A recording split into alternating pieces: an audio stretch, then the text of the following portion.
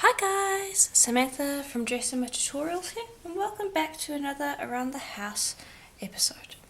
So today we are going to be working with polymer clay and spices. Spices got voted in the last poll. There is currently a poll up when this video is launched publicly to vote in the next product that I'll be using.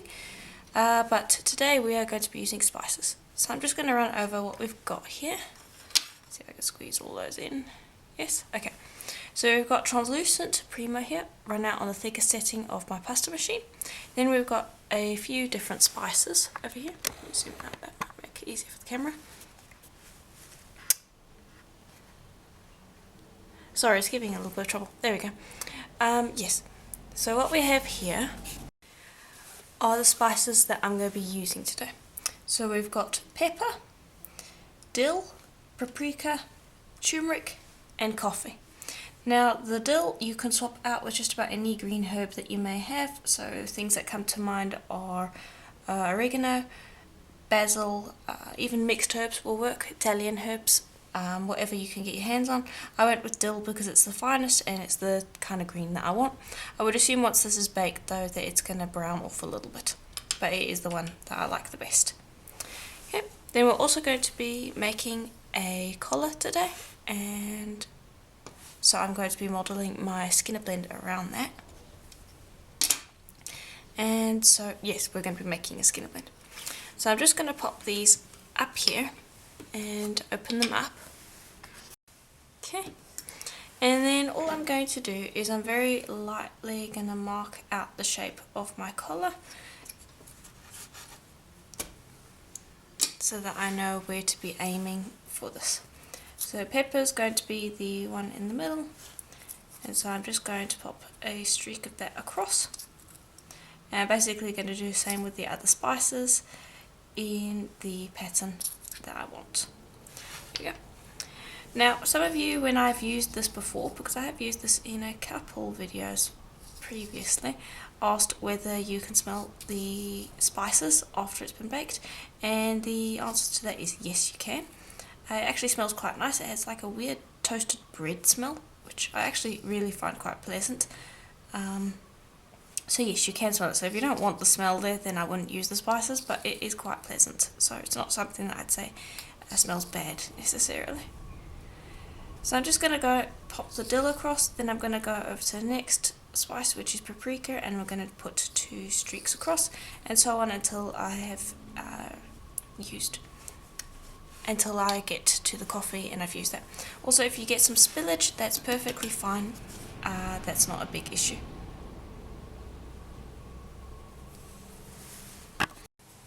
And there we go. Now the next step is completely optional. If you want to keep it with just the translucent clay, then by all means go ahead. But I also like to take white and just sprinkle it throughout. It really does not matter too much. But I do like to add a little bit of white, and this just creates some interest in the blend that we're going to be making. So there we go, that should be enough. Then close your containers. Okay, then I've got a piece of translucent clay that was run out on my thinnest setting. I'm just going to pop this over the top because it's going to make things a lot easier. And just put that down and then press, because you're going to find that the spices want to fly all over the place, and this just kind of traps them in place until you get that Skinner blend going a little bit. So just make sure to stick down that layer as best you can. It's probably not going to stick all that well, but it will help when you go and fold it over like this. Then you're going to run it through the pasta machine over and over again like you would any other Skinner blend, until you get to the point where you've got a blend that you like. And that is how it should look. I ran that through the pasta machine a total of 6 times. And now I'm just going to have a look here, and we're not going to be able to get all of our colours, which is something that I'm not happy about.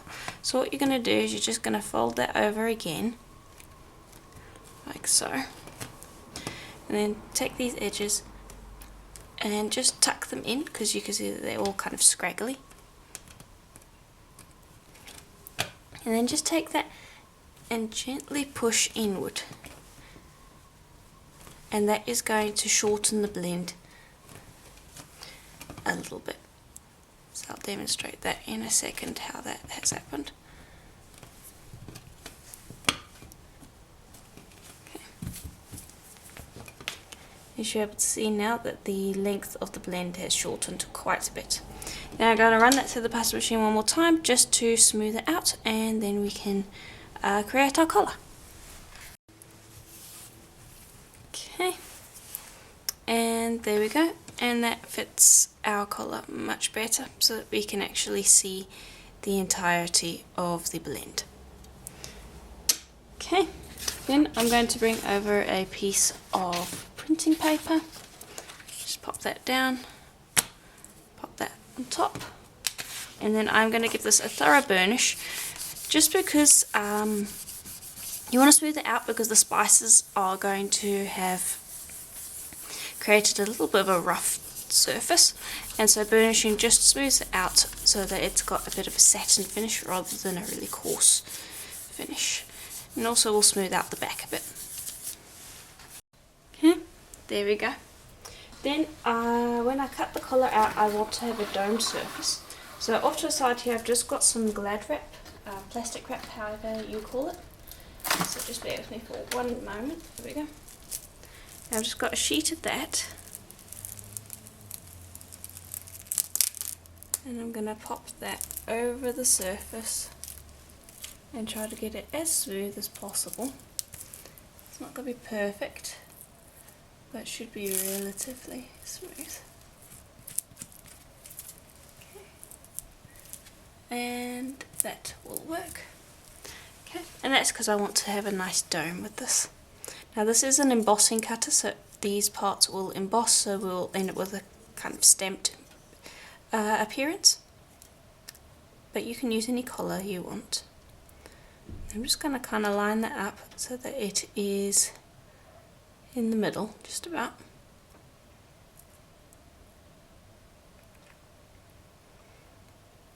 Okay, and then press down.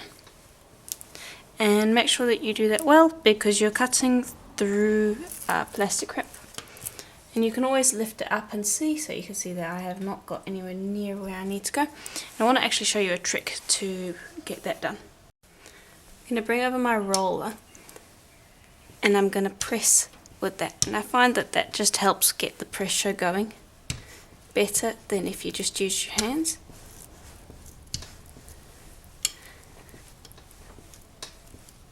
Okay, and then I'll lift up and see how that's going, and that's much better. Now the reason why we're having a fair bit of trouble getting this cut out is because first off we've got the plastic wrap, but also we're trying to cut through spices, which is going to make it a little harder. So I'm going to put some more pressure on this, like so.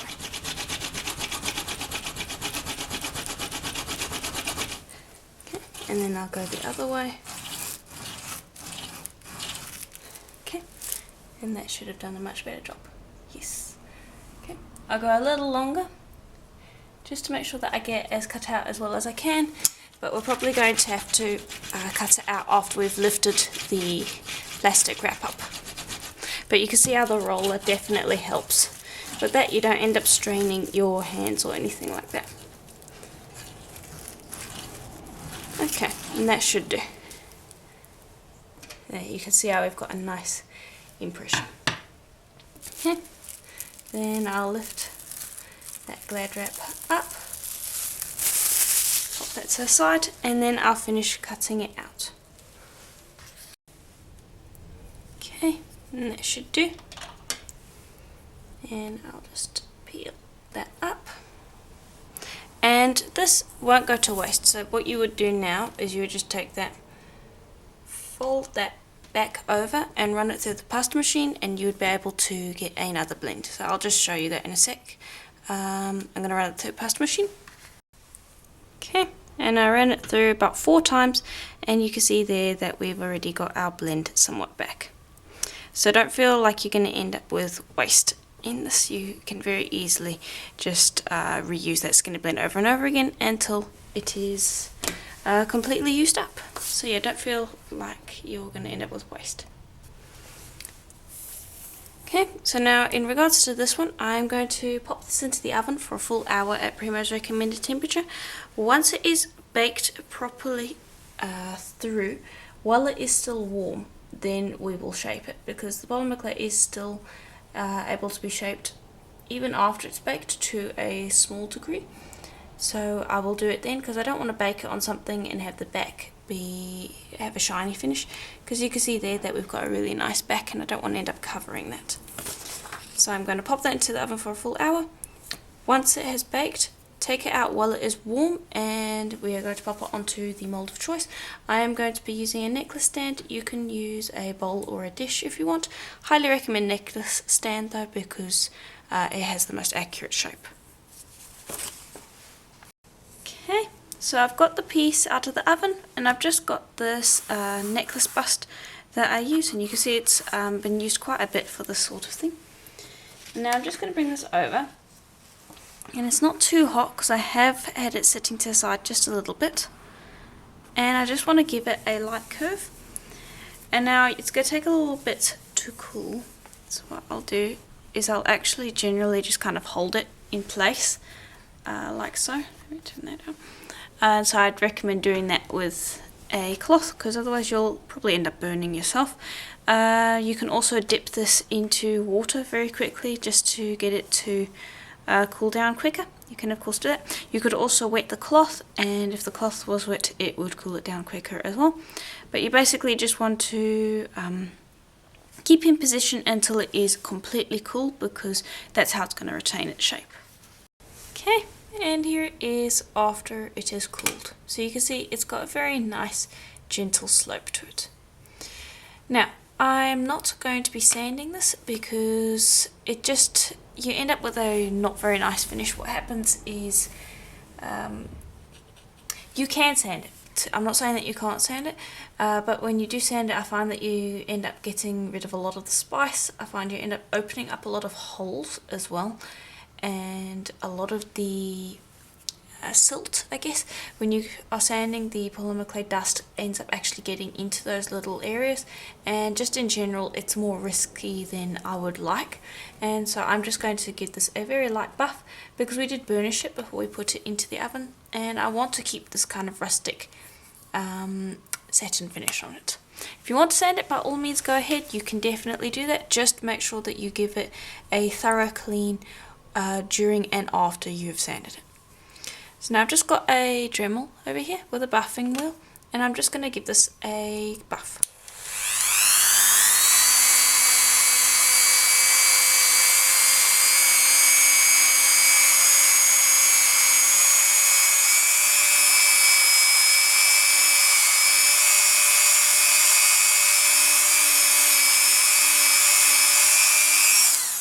And it really doesn't take much, and you can see that's already brought out a nice sheen to it compared to the other side.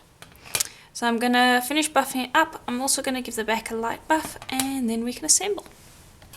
Okay, then the next step after buffing it is just going to be to grab some eye pins and just pop them into your piece. Like so, and that should be pretty easy. Okay, and there we go, that should work. Then I've got some copper chain here and a copper topical clasp, and then I'm going to bring over a couple jump rings. We're going to need about 4. Let me just bring over a few of those. There we go. Okay, and that's what we'll be using. Then I've already cut the chain to length. You want to make it so that it, the necklace bust actually really helps with this. You want to cut the chain so that it combined with the collar is the length of your necklace. So just wrapping the chain around the necklace, the the necklace bust with the collar on top will help you figure that out very quickly and easily. Okay, now I'm just going to do one side and then I will do the other side separately. But just attach that to your chain, and I'm using a very small jump ring so it's a little finicky, so bear with me. There we go. But just attach the jump ring to your chain, which you then attach to this piece. Okay. Then just lay that out like so, and then attach your clasp the exact same way, where you will just grab your jump ring, loop it through the clasp and attach it to your piece. And I'll finish off the rest and then we'll see how it looks. And there we go, that's how it looks. So I'm quite happy with how this turned out. It's a really nice way to include spice into polymer clay. Now I did do a collar in today's tutorial, but please feel free to make anything that you want. I have made a bowl before as well, and a pendant using spice. Most of the time I like to use the skinner blend technique because I just think it looks really nice, but you could use one spice on its own. Like another idea that I had was you could take the spices that we used, mix them up into almost like you were making individual colours, and then make individual beads out of them and then make a necklace like that. That would look quite nice. But yeah, there's lots of ways that you can use this technique.